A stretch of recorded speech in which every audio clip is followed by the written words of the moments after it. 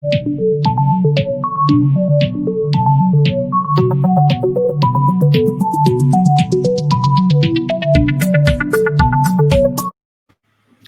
good afternoon, good evening, good morning, or wherever you are in the world listening or watching this on any sort of audio podcast. And we're going to be on YouTube as well with this channel. So I'm really excited today.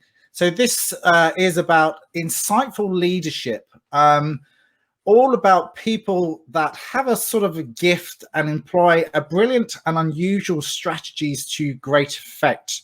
So I'm Jason Cooper.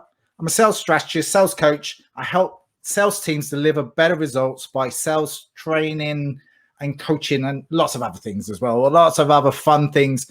So today I'm really excited because I saw this guy, Scott Rouse, on his YouTube channel, and I was absolutely blown apart. And I was going, I absolutely love this, and I'm really fascinated in this area anyway, because I've studied a bit of psychology, a ton of other things as well. But body language is one of those things that is always intrigues me, and I don't know, it's just a fascinating area. So a little bit about Scott. He's going to tell you a little bit more than what I'm going to do. He's a behavior analyst and body language expert. I'm reading, if you can see. He's an advanced interrogation skills. He's been trained alongside FBI, Secret Service, Department of Defense. He's a consultant to law enforcement and CEOs and businesses. He's also Grammy-nominated producer. I'd like to find out a little bit more about that, because that sounds really interesting. That's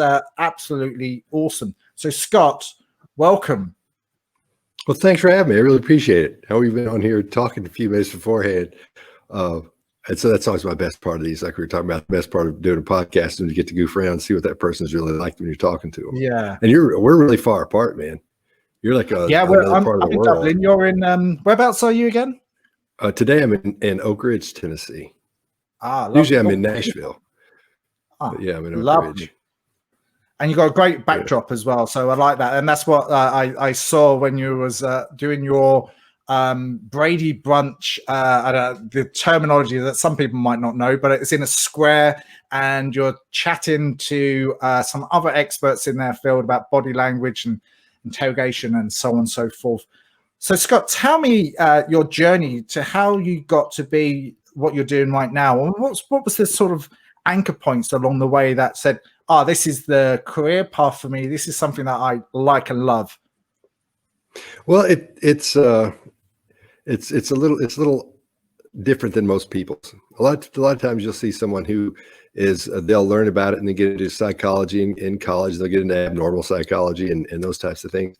Mine started when I was a little kid. I mean, I guess 6 years old, 7 years old, and whatever grade you're in the first grade, and there were in my school, I had a couple of buddies, Robert Bellamy and Billy Elkins, and we'd hang out together. And my dad was the doctor in the town. At the time, I think he was the only one. And the town was Louisa, Kentucky, really little teeny weeny thing. Yeah. And my mom would come, and we lived right next door to the school in Louisa. We lived at, was 312 Boone Street. It was right next to the school. And my mom would come and get me, and she'd get my sister, and she'd bring my brother because he was too little for school at the time. And we'd walk down a couple of blocks to the hospital, where my dad worked. And we'd have lunch with him. And one day when we were having lunch, we actually ate in his office because the place was so small. And it was like two big houses they'd stuck together to make a hospital. And we're having lunch, and I looked out into the little waiting room area, and I saw those two guys. I saw Robert Bellamy and Billy Elkins. And I said, I said, hey, I know those cats, or however you say it as a kid. I said, I know those guys. My dad was like, yeah. So what are they here for? And he looked out and he said, let's see. Robert has an earache. He's been up all night with his mother. And then Billy, he's just acting like he's sick. There's nothing wrong with him. So he's been pretending he's sick. So we'll get get Robert's earache taken care of, and we'll talk to Billy, and they'll go on. And I said, well, how do you know that? And he said, well, let's take a look at what they're doing. And so he pointed out that Robert was obviously, this is so obvious when you're a little kid, he's holding his ear. He said, see how he's holding his ear? And I was like, yeah. He said, see, I was leaning on his mother. I said, yeah. He said, that tells me that hurts. His ear hurts. And they're trying to get his mom to love on him, to comfort him. I was like, oh, okay. And she was patting on him, And then he said, now, see, look at his mother. See how her hair, because we knew her, see how her hair is not as nice as it always is. Doesn't look like it's been done yet. And I said, yeah. I said, see how her clothes look a little bit like she just put them on and came down here. And I said, yeah. He said, that tells us that she was up all night with him. She was awake all night too. So we know something's wrong at that point. I said, okay, well, so what about Billy? And he said, well, look at Billy. He was sitting on the bench and his legs were dangling. Said, see how his legs are dangling? I said, yeah. He said, doesn't look like anything's on his mind, really. He was looking at like Highlights magazine or whatever those magazines you have for kids at the doctor's office. He was looking at that, and he would page through it and keep looking. And then it didn't look like anything was wrong. His mom had lipstick on, and she looked nice and looked normal. And then he said, so see how his mother looks normal? I said, yeah. And he said, well, he hasn't been up all night, and he doesn't look like anything's on his mind. He said, now in just a minute, what's going to happen is his mother's going to say something to him. She's going to reach over and pat him like Robert's mother's patting him, and she's going to say something to him. And when she does that, his face is going to change. He's going to make this face. Then he'll look up at the teacher at his mother, and then he'll look back down, and then a couple minutes later, the face will go away. So that's exactly what happened. I thought it was magic. So that's what initially got me interested in it. So when I was little, he would tell me all about those things as we went through, as I grew up. So that's how I got interested in it. And then as I went on, as you go on through life, sometimes you don't know exactly what you're interested in or not interested in. So I ended up being in the music business, where I was a record producer for 32 years. And really? Produced, I produced everything from pop acts, and it's some of the worst schlock, and I can say that on here now because I'm not in that business anymore, that you've ever heard, to comedians. Everyone from Jeff Foxworthy and Bill Engvall to all the I did whatever the big country comedians were. Those are the guys that I ended up doing those. But before that, I'd lived in Boston, where I went to Berklee College of Music. And while I was there, I still would read all the books on body language and still be hanging out with people who were into that, the people from MIT who were into human behavior and those types of things. And then from there, so that's where I basically learned how to be a producer as well. My roommates and I would put acts together and get them deals and do that. At the same time, I was learning how to be a business person in that world. Yeah. And after that, I retired from the music business and decided to just go ahead and keep doing what I was doing, which was, and at that point I'd done a few interrogations, and I talked to people who were friends of mine who were in law enforcement, and talked to them about how to go about interrogating somebody, and showed them body language things. And then the next thing, and this was, I guess I was 1920. And after that, I became a trainer, training interrogation body language. And I moved to Nashville, where I was still making records. I'd sort of retired, so I was doing, my favorite kind of music is bluegrass. I like bluegrass and funk. Love Bootsy Collins and love Doc Watson and all the hardcore bluegrass stuff. And I grew up with a lot of those people, so they were my friends since I was a kid. A lot of the bluegrass people. Ricky Skaggs, he's done really well, but he used to live in Louisa, a little town I was telling you about. He used to live there. He's older than me a little bit, but he's done really well. So I sort of grew up in that music, and my dad's a musician as well. He was a musician in Nashville before he became a doctor. So he did his residency at Vanderbilt, and so we were sort of entrenched there. And then they ended up moving to Knoxville after that. But I've always been into human behavior, even from little kid up to today, where I trained law enforcement in the military in interrogation and body language. So that must have been a really good journey for you. That's an awesome journey. And I suppose dealing with record producers and acts, pop-up acts and all of that, I would have found that quite fascinating with their own body language, really, and really understanding what's going on inside their heads, especially when they're trying to do a pitch, and especially when they're trying to express themselves back to you and all of that. Because I'm sure what you've learned along the way must have helped you influence them and persuade them and whatever else. That's awesome. Yeah, I think that's one of the reasons I excelled in that business, is because I could, for example, we put together little acts, little music acts, and we would try to get them deals at record companies. And there would be record companies who would take an act who was similar to another act they had, and it would sometimes be so good that they would want to take the other act out of commission, so they didn't compete with the act they already have. So they would do a deal with them, and they would keep making their record and doing all these things. But the record would never come out, or it would come out 2 years later when the fad had passed or whatever. So they would sign up their competition to keep them from fighting with the ones they already had doing well. And I could see that when we went in. And we ended up making some decisions that helped a whole lot with some acts that we did and that I did that kept that from happening. So that was, I believe, so that's part of the skill set. And then learn how to pitch. That's where I actually learned how to pitch. I train entrepreneurs how to pitch at the Nashville Entrepreneur Center from 2011 to 2017. I was the entrepreneur in residence there. One of the things I did was show the new entrepreneurs how to create what I call an investable pitch.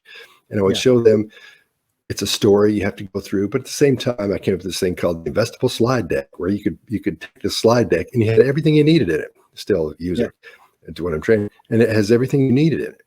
And then how to take your body language skills and put that in there with this. Every person I've trained to pitch something, from little children to adults, for doctors, lawyers, entrepreneur startups, from hospitals to whatever it is, everyone trained to do that has been funded. Every person, to the man, to the woman, to the child, has been funded from 2011 until today, actually. And I'm over $500 million at this point, having helped raise that much money. Yeah. So that's I've been able to use this skill set, not just in the music business, but to help entrepreneurs and help them be successful, and so they can help other people as well.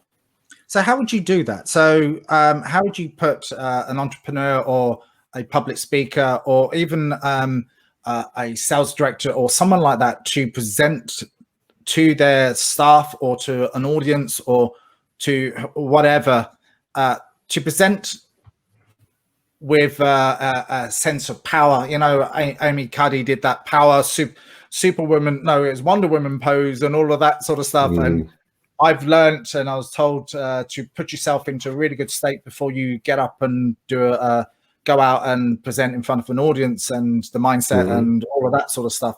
But what sort of tactics would you give or advise people to do? Well, there's several things. The key here is what's called open body language, where you use open-handed gestures. When you're pointing to someone, you say, "What about you?" You don't use your finger. I always use this thing, and I point sort of sideways almost. What about you? What do you think about that? So you keep everything. Mark Bowden calls us the true plane. And it's one of those little sections of your body when you're talking to someone, you want to gesture from that area. So I teach them to keep your hands right here and to gesture from there. And the mental thing you want to have at the time is you're the one in charge. You're the ones telling everybody what's going to happen next, and you need their attention for that. And there are certain things you can do to make them pay attention to you as you do that. And I just did 3 of them. So open-handed body language, and I would pause because you're waiting for me. Is he going to say something? And then you come together and doing these things. It's called steepling, but it gives you something to do with your hands and makes you look like you know you're in charge. And as you deliver, then you can come outward with your gestures as you're giving people this information.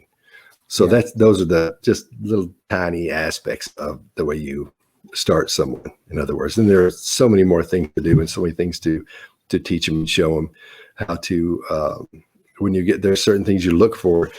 A lot of people are in the impression when you're pitching something that they want everybody that's watching to be doing this.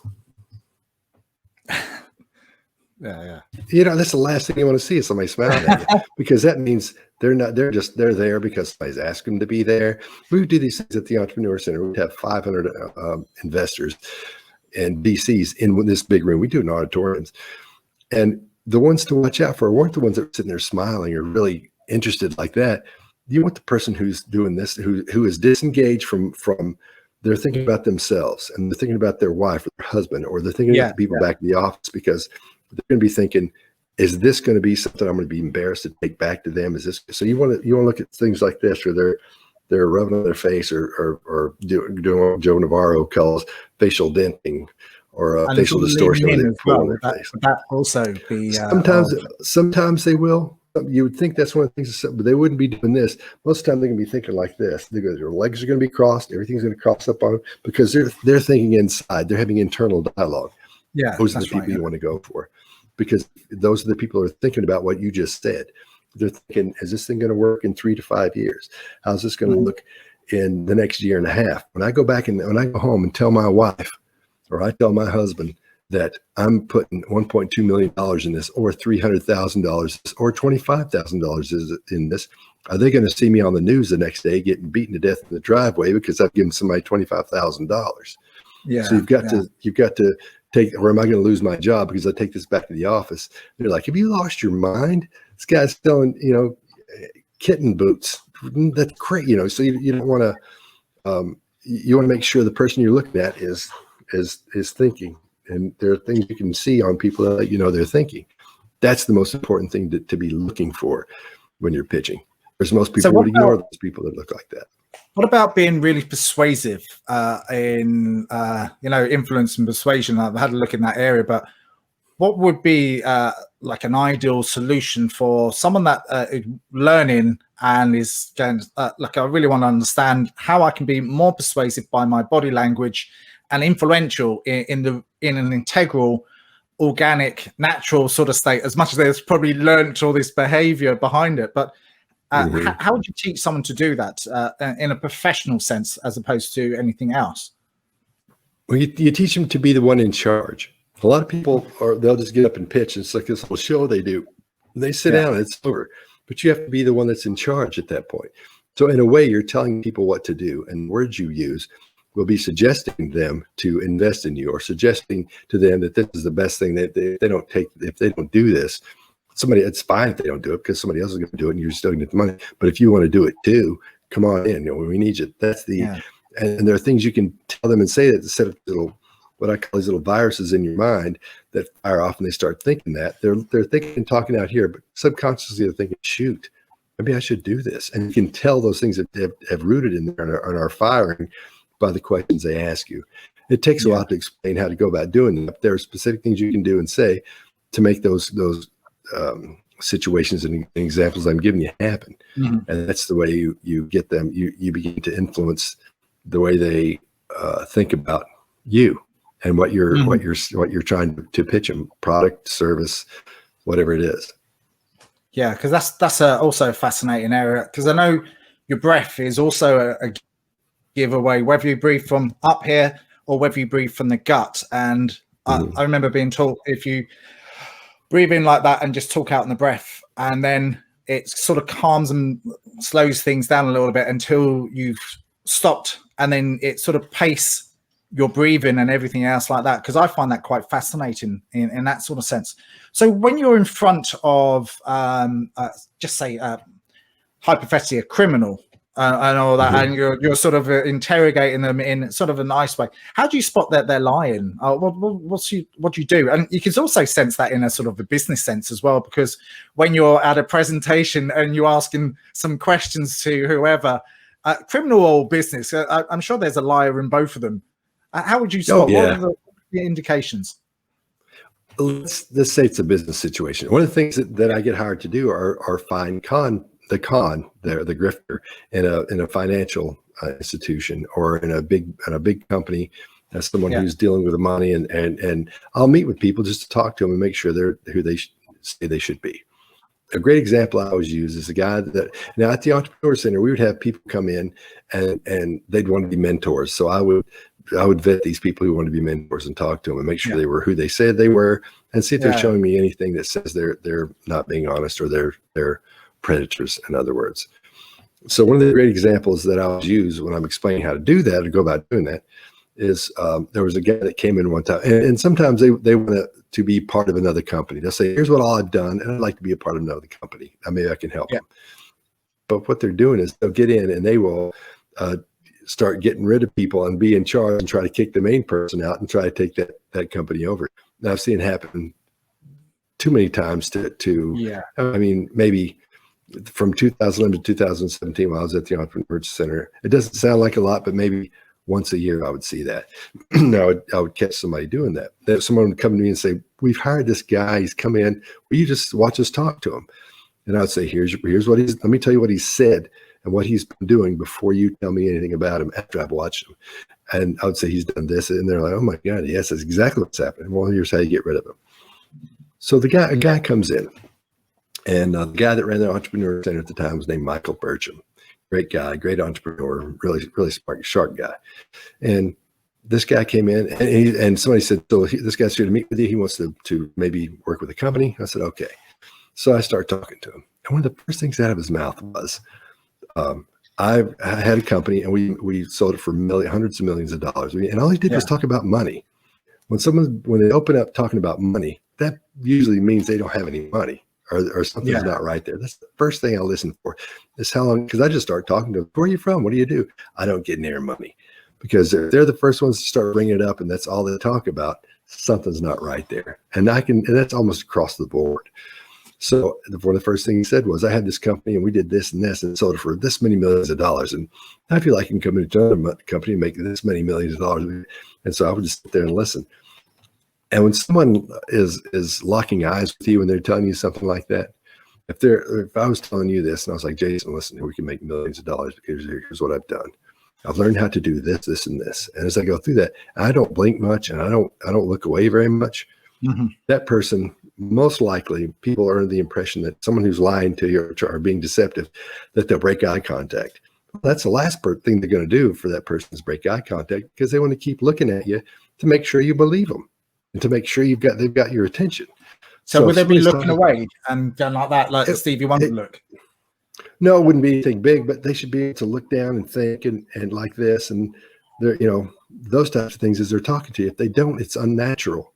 It doesn't look right. And women are so good at spotting those things. It's ridiculous, because most of the people that companies would come to me, it was a girl in the company that said, there's something not right about this guy. I don't know what it is, but something's not right about him. They, oh yeah, whatever. But then if it was a girl CEO, then or a woman CEO, they would come up and say, look, we will talk to this guy. Something's not right. And they would know what's right. They just know something isn't right. And that gut feeling you have is correct most of the time. It may not be something huge that you can get rid of them for, but something to address if you feel odd about those things. And it goes from ages, like I was saying, from girls all the way up to women, and girls being, high school, college, those types of things. And but they're the ones that usually spot it because they feel it first. We can get into the intricacies of the brain and all that and talk about why they do or the theories why they do the studies, but it'd just be horrifically boring. But there are plenty of them. If you're into it, let me know. I was going to say, actually, the likes of, I'm going to suggest Trump, but the likes of actors and all those sort of people, they've been crafted to do things in a certain way. Is there any other indication that you can spot what they're thinking of or what's going on in their head, as much as they're doing this, that, and the other, or they're doing the steepling? And I've seen some of your podcasts and your videos, and you dissect a bit of Trump, and then you done Prince Andrew, and then you done a few others, and you literally only had, I don't know, it was about 10 seconds or 20 seconds of it. What was your gut feeling, and what was you learning about these people? And what do you think they've obviously had a coach, and they've had a speech coach, and they've had this, that, and the other. So you must be going a level above that, or what are you noticing? Well, the first thing you notice is things that a lot of people can tell you, oh, I've been coached. But the thing is to look at what they've been told and coached to do. Because Greg Hartley, one of the guys on the behavior panel, he was an instructor in not only would you be interrogated, he was the resistance to interrogation instructor. So if you're interrogated, what to do to make sure you didn't have information, those types of things. Those are the things you look for. I can't tell you what those are.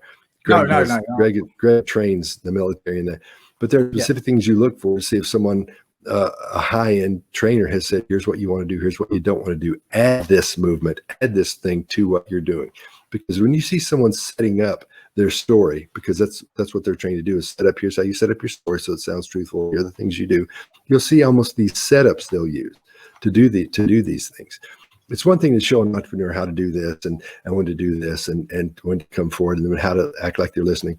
It's another thing to show someone how to lie, how to manipulate someone. And in those situations, that's what they've been trained to do, because as they get a question, then they will manipulate that person to ask a question a different way or to believe another answer. Anthony Weiner, the guy that got in trouble for in America for all kinds of, a lot of sexual stuff that he got in trouble for, having, the wrong kind of pictures on his computer and talking to people underage and those types of things, and trying to connect with them. He was a perfect example of that. He didn't know exactly what to do, but everything he's doing wrong just pops right out at you. And most people don't see it, but women will say, something's not right about that guy, because all the women are like, I don't know, what's wrong with this guy? I get more women asking me about that than any other thing anybody's asked me about. Everybody knew there was something that was wrong, but they want to know, why do I feel this way? And they would say, why do I feel this way? Because their brain, there's one part of your brain called the fusiform gyrus, and that's the thing that collects all the little tiny things your body does and your face moves and all those things.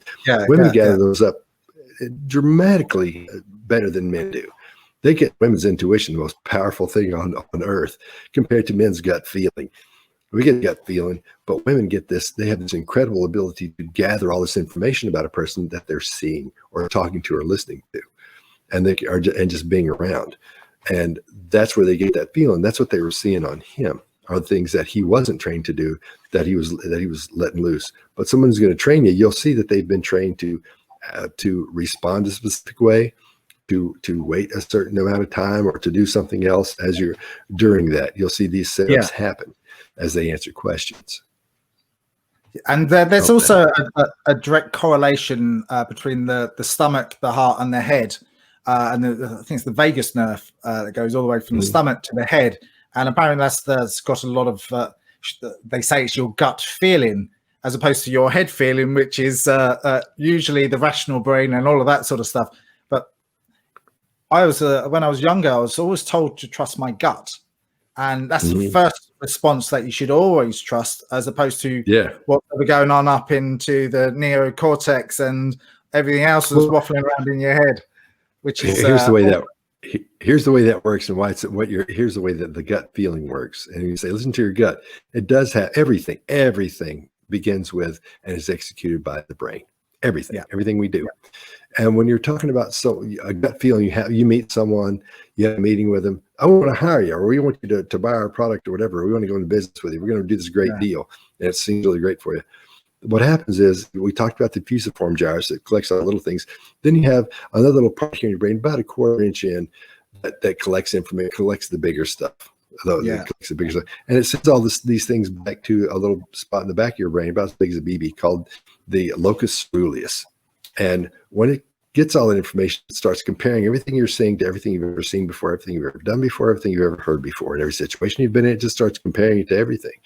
And that's what starts giving you, and it doesn't know what's wrong yet. It just says, something's just not right about this yet. I don't know if you've ever had this happen.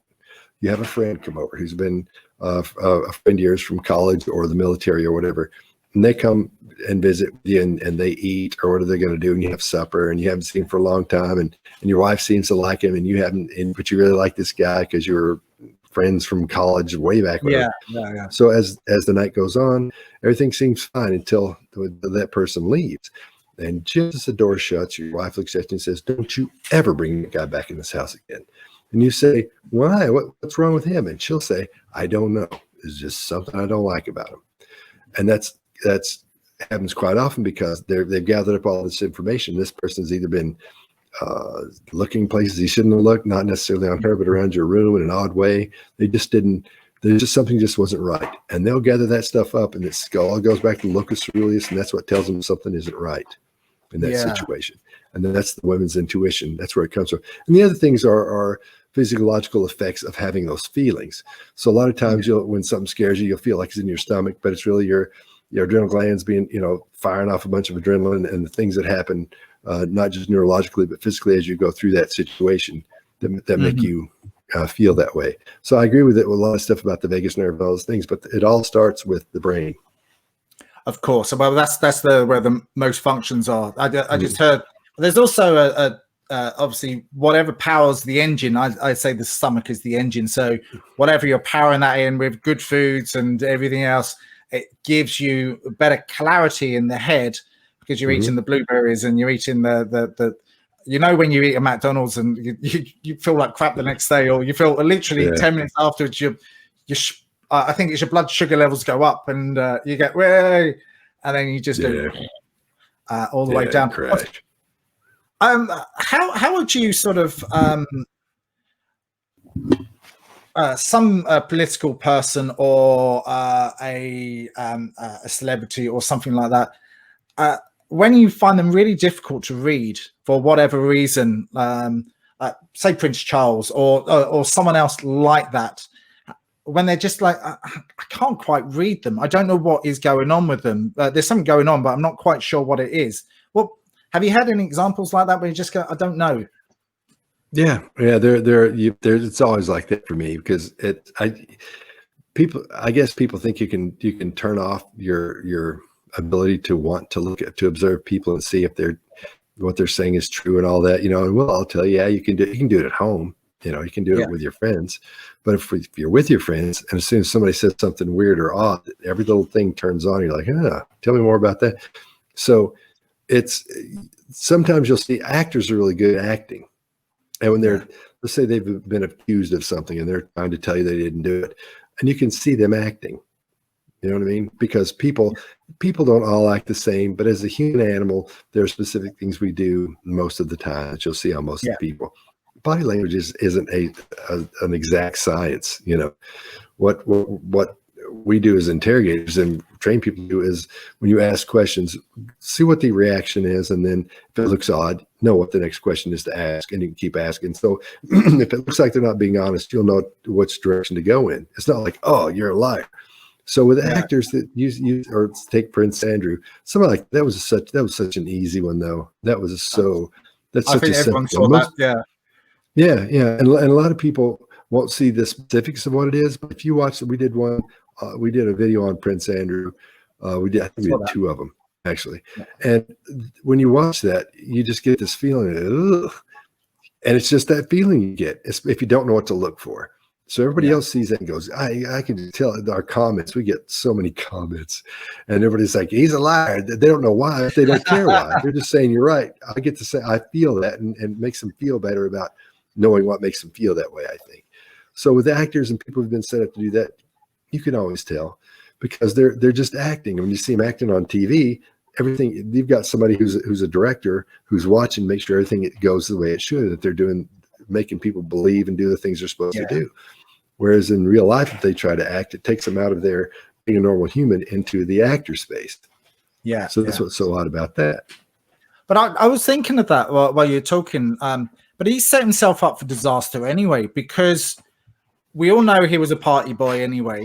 We all know that there was that documentary out already.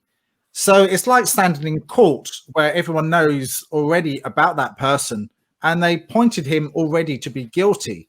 Do you know what I mean? And he stood up and went on national television just to say how innocent he is, but everyone thought immediately that he was guilty. It was that reverse. It was just a ridiculous thing for him to do, just to protect. And you tell someone don't do that, and what do? They go and do it. Or tell my kids not to run across the road, and what do? They run across the road and get run over. I think it was in his internal dialogue must have been just going ballistic. I don't know what. So I've actually got a funny question for you anyway. So where would be your creative space? How would you sort of sit back and kick back and relax and just like calm down with your thoughts and just rationalize everything and go, well, what else can I learn? What else can I do? How can I see something, and how can I design something, or what other research do I need to do? I think we spoke about other research and of neuroscience and all of that sort of stuff. What do you do to just like kick back and go, how can I reflect? I've got a place at my house, my office, and actually when we do the behavior panel, that's the chair I sit in, because I've got a little desk there, just like this one. And when I'm there, that's what I do. I sit there and go over whatever research or read whatever books I'm going to read. That's that little spot right there. And it's in my office, which is we have a basement in our house. That's the filled out, it's just another floor. It's just underground. And so that's where all my stuff is. So I go in there, and it's sort of my floor, I guess, because my wife doesn't come down there to do anything or anything. So that's where I usually do everything. So I can listen to what I want to listen to and make as much noise as I want and read whatever I want to read and Turn the music call up whoever I want to. Yeah. So it's all actually right there in that spot you're seeing on those videos. That's exactly where I'm sitting. That's exactly where I do all that, because I've got all just above that. I've got my whiteboards and those types of things of what I'm, what's up next, what I'm supposed to be working on, or what I'm going, if I have a court case or something, because I'm a trial consultant. If I'm doing court, I have that up there. And across the room, I have a bunch of sticky notes and 3x5 cards stuck on the wall or stuck on these court boards over there as well for the same type of stuff. So when I'm in there, I can just look around and say, okay, here's that. It's sort of like my command center. I do everything from that chair right there. So, all right. So you're on the Starship Enterprise there, and you're in charge of your own ship. It's your man then. Yeah. Without all the, I'm a big drinker or anything. So it's like without all those things that guys always do. It's like I don't see myself as a nerd, but it's mostly books, and papers. So mine's all digital now. I've got a few books behind me, but they're really just for show, because I've got a whole load of other books, but really it's all digital now. So it's very difficult to show a screen of all the Audible stuff that I have, and when I go for a run. And do you have a Kindle? I do. Well, I use my tablet and I use my phone. So I just plug in my, like I did today, I listened to an audiobook and I listen to it and I go, okay, I'll take notes, and I listen to it again and take some more notes and go, well, what can I learn from this? And I go, this is awesome. I like that. And I just read James Clear book about habits. And that's really phenomenal. That's how to get some really phenomenal habits. And I just printed out all of his stuff as well. So I'm an avid learner in that department. So another funny question for you, actually. I was watching a movie with Jamie Foxx on Netflix. I'm going to say Netflix. Big them up for a bit. And it was almost like Limitless. I don't know if you've ever seen Limitless, but it's similar to that. So Jamie Foxx was after these criminals and this, that, and the other, but the criminals had these magic pills. But the magic pills, when you turn them, you swallow them, and they combine your DNA to some sort of superpower, whatever that power might be. It could be Iron Man. I could be running through walls, and I could be clairvoyant, or whatever it might be, but you don't know until you have it. If you were to have one and you knock it back, what would you like it to be? But you only have 5 minutes of this superpower, whatever it could be. What would you use it for? How would you use it? And when would you use it? And I don't know, it could be absolutely anything.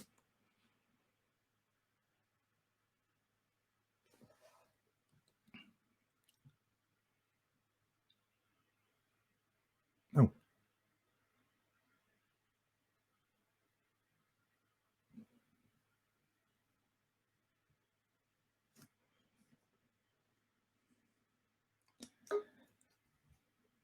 What happened?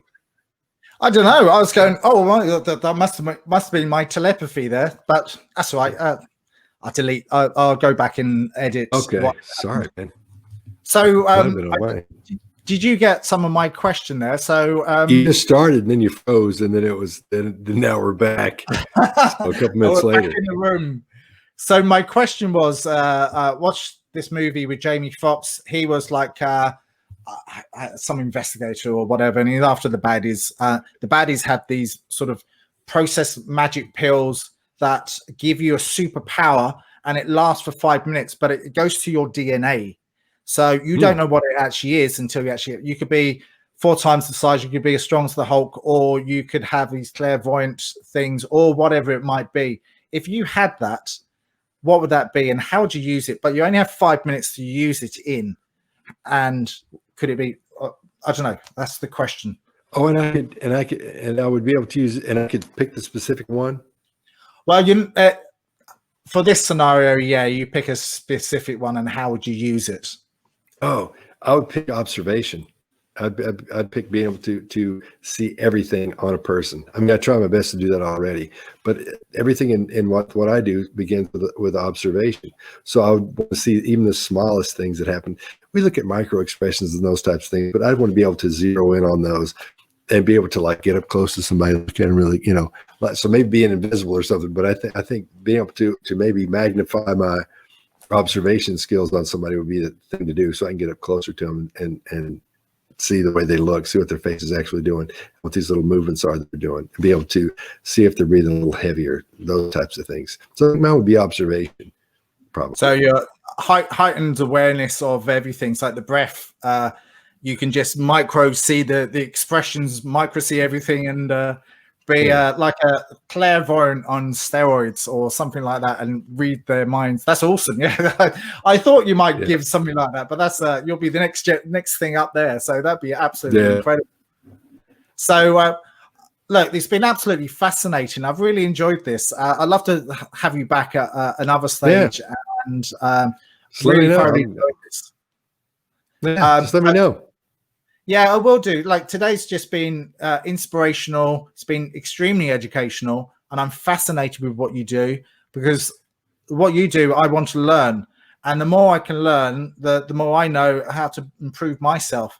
And like we spoke about earlier on, how can people find you for sort of learning more and understanding what you do and everything else? Well, I have my website, scottrouse.com, SCOTTROUSE.com. You can go there. And then Greg Hartley, one of the other guys on the behavior panel, he and I created a course called bodylanguagetactics.com. So if you go there, you can take that. It's and it goes from we don't start where it's real stupid and super simple, but we start where it's simple, where everyone can understand it. That's anyone from a teenager to an adult. And I actually have a lot of people that I've trained in what I do in interrogation, those things, actually go and take that course as well. And it's not that long. I mean, it's supposed to be 5 weeks, and you get a lesson every day for 5 weeks. But we sort of took that off because people are like, I can't wait for the next one. You're supposed to wait for the next one. But people would just do that and then couldn't wait for it. So we've made it so you can get every lesson. If you want to do it all in one sitting, if that's possible, you can do that. But we suggest you take it one lesson at a time. Take one today and do one tomorrow, because they're not very long. Some people do lessons that are like an hour long. Ours are anywhere from 3 minutes to, I think, 12 minutes is the longest one. But you get PDFs, and there are MP3s you download to put in your phone, and you can listen to when you're walking around. So you get, I talk about mostly on the video stuff. Well, Greg does about, I guess it's 50-50. And when you download the MP3s, it says 50-50 again. Greg is talking about the same things we talked about without using the recordings from the video. We talk about it a different way. So you get, not only do you get the visual part and somebody explaining it to you, you get explained to you one more time by someone different. If Greg does a video, then I'll do the MP3 version of the audio version of that subject. So you get a different take, but you get the same information about that piece, whether it's adapters or illustrators or whatever the subject would be that we're talking about.